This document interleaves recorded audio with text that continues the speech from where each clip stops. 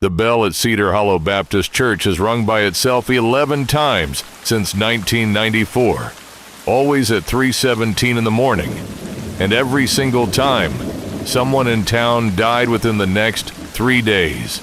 By the end of this video, you'll understand why the 7th time it rang, the sheriff himself stood in that bell tower with a flashlight and watched the rope move on its own, and what he found underneath the church floor 2 nights later. I heard this story from a woman named Carol, who used to run the diner off Route 9 in a town I'm going to call Cedar Hollow, because that's close enough to the real name, and she asked me not to use it exactly.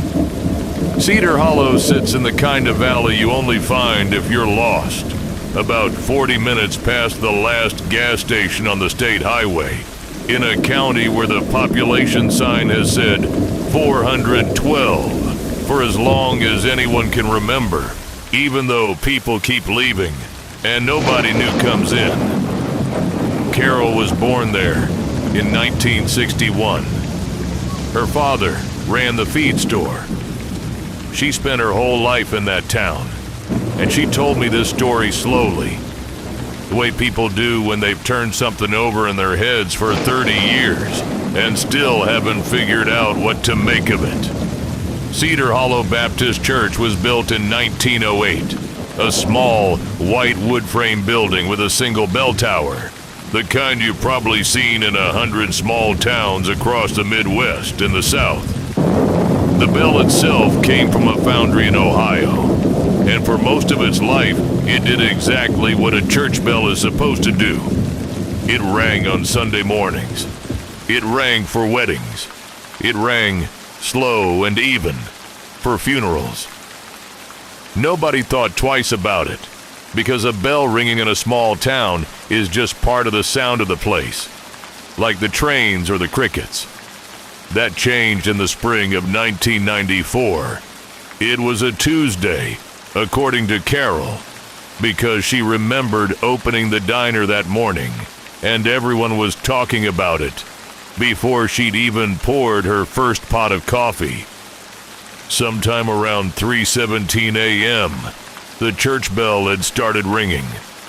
Not the way it rings for services, with someone pulling the rope in that even, practiced rhythm.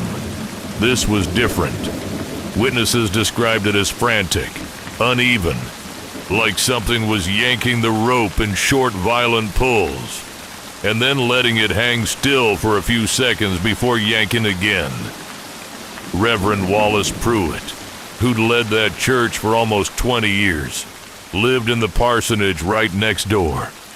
He said he woke up to the sound and ran outside in his robe, certain someone was playing a prank. He unlocked the church, climbed the narrow stairs to the bell tower himself, and found nothing. No rope swinging, no sign anyone had been there. Just the bell, still and cold night air coming through the open slats. 3 days later, a woman named Ruth Ann Delacroix, who taught 4th grade at the elementary school and who was, by every account, in perfectly good health, died in her sleep.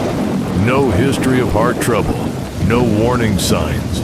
She just didn't wake up. Now, in a town of 400 people, everybody knew Ruth Ann, and everybody remembered the bell. But one strange night and one sad death, 3 days apart, isn't really a pattern. It's a coincidence. And small towns love a good coincidence almost as much as they love a good ghost story.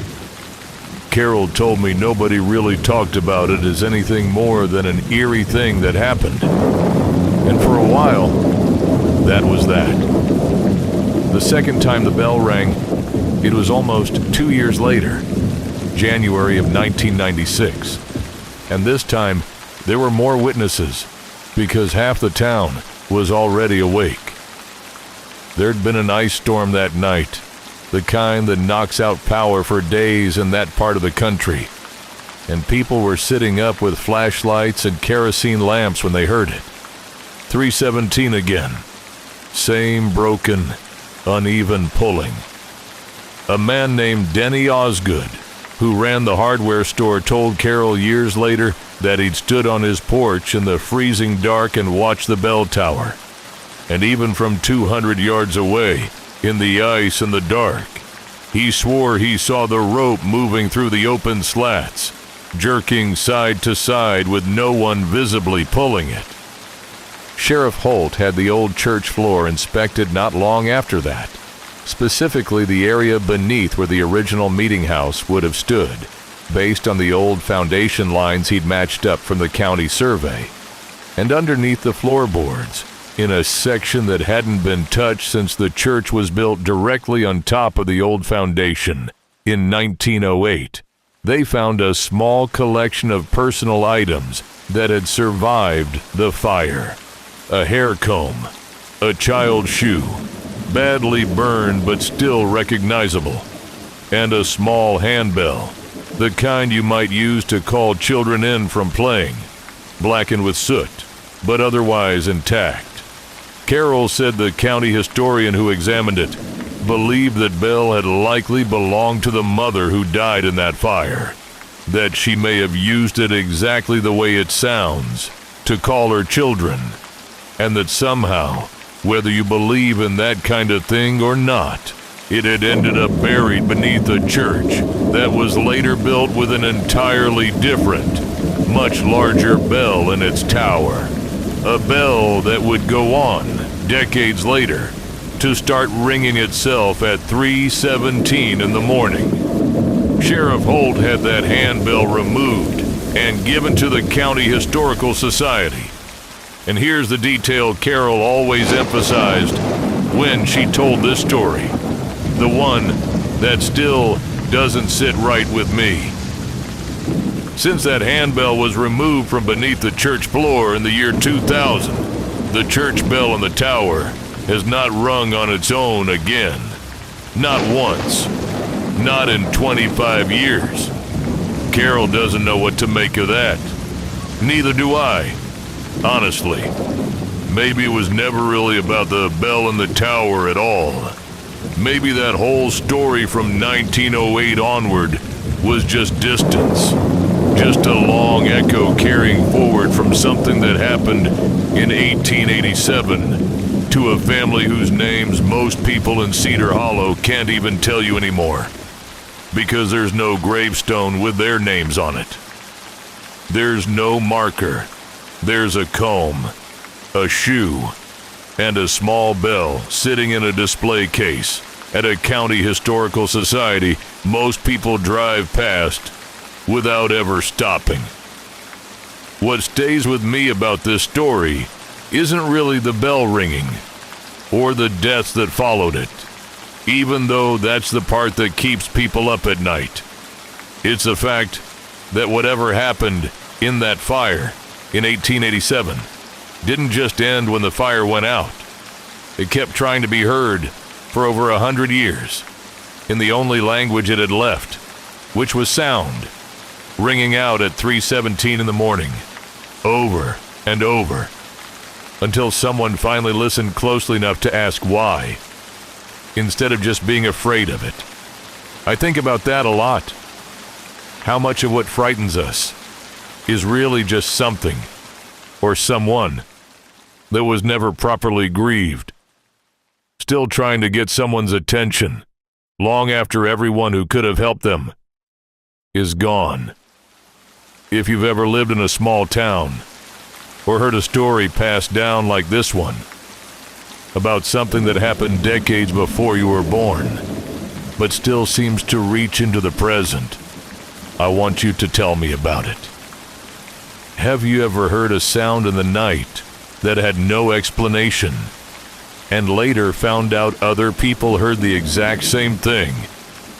Tell me in the comments, because I think stories like Cedar Hollow's only survive because people keep telling them, and I don't want this one to be the last time anyone hears it. 4 days after that, a teenage boy named Colton Meeks, who'd been out working on his truck in his family's barn, was found by his older brother, unresponsive, having apparently suffered some kind of seizure nobody could fully explain. He survived, but he was never quite the same. According to Carol, slower, quieter. He stopped talking about that night almost entirely, and when people asked him what happened, he'd just say he didn't remember, and change the subject fast enough that people learned to stop asking. That's when Cedar Hollow started keeping track, because after that second time, people in that town began writing dates on the calendar, hanging in the general store, right next to the fishing report and the church bulletin. Bell rang. Someone died or got badly hurt within 3 to 4 days. Every single time. By 2001, the bell had rung 4 more times, and each time followed the same pattern close enough that even the skeptics in town, and there were plenty, started keeping their kids home from school for a few days after they heard it. Reverend Pruitt eventually had the bell rope removed entirely in 1999, after the 5th ringing. He climbed up there himself with a hacksaw and cut it down, and told his congregation there'd be no more late night ringing, because there'd be no rope for anyone or anything to pull. 6 weeks later, at 3:17 in the morning, the bell rang anyway. Carol said that's the part of the story that still gives her chills. More than 30 years later, sitting behind that same diner counter. No rope, no wind strong enough to move an 800-pound bronze bell. And yet half the town heard it, clear as anything, ringing out over the valley in that same broken rhythm, like something inside the tower itself was striking the bell by hand. That was when Sheriff Gary Holt got involved directly, and this is the part Carol always told slowest, like she wanted to make sure I understood every detail. Sheriff Holt had grown up in Cedar Hollow. He wasn't the type of man who believed in ghost stories, and he'd made that pretty clear to anyone who'd bring it up around him. But after the 6th ringing, and after his own cousin, a woman named Peggy Holt Simmons, died of what the county coroner ruled a stroke 4 days later, he decided he was going to sit in that bell tower himself, all night, every night, until the bell rang again, if it were going to ring again. He did this for the better part of 2 months, sitting up in that tower with a thermos of coffee, a flashlight, and eventually, once word got around, a deputy to keep him company, because his wife didn't like him sitting alone in a dark church tower at 3 in the morning. On the night of October the 3rd, 1999, it rang. Sheriff Holt was awake. He was sitting no more than 6 feet from that bell, watching it, with his flashlight aimed directly at the bronze surface. And at 3:17, without any rope, without any wind, without anyone else in that tower besides him and his deputy, the bell swung, once, hard, and let out a single deep note that rolled out over the whole valley. He told Carol, years later, over coffee at her diner, that in the half second before it rang, the temperature in that tower dropped enough that he could see his own breath, even though it had been a mild October night. He said he never told the newspaper that part. He didn't want people thinking he'd lost his mind. 4 days after that ringing, Sheriff Holt's own deputy, the young man who'd been sitting right there beside him in the tower that night, was killed in a car accident on County Road 12, less than 2 miles from the church. And that's when Sheriff Holt stopped sleeping in that tower and started digging into the history of the building instead, because he needed there to be a reason. He needed something in this world, or at least something explainable, that connected a 100-year-old church bell to the deaths of people he'd known his whole life. What he found, going through county land records at the courthouse in the next town over, was that the church hadn't been the first structure on that plot of land. Before 1908, there'd been an earlier building on that same foundation, a smaller wooden meeting house that had burned down in a fire in 1887. And in the records from that fire, buried in an old ledger nobody had opened in decades, there was a note about a family who died in that blaze, a mother and 2 children, trapped inside when the building went up, because according to the ledger, the doors had been nailed shut from the outside. Nobody in 1999 knew who had done that, or why, and the ledger didn't say. It just recorded the fact of it plainly, the way old records do, like it was noting a crop yield instead of 3 people burning to death, because someone wanted them not to get out.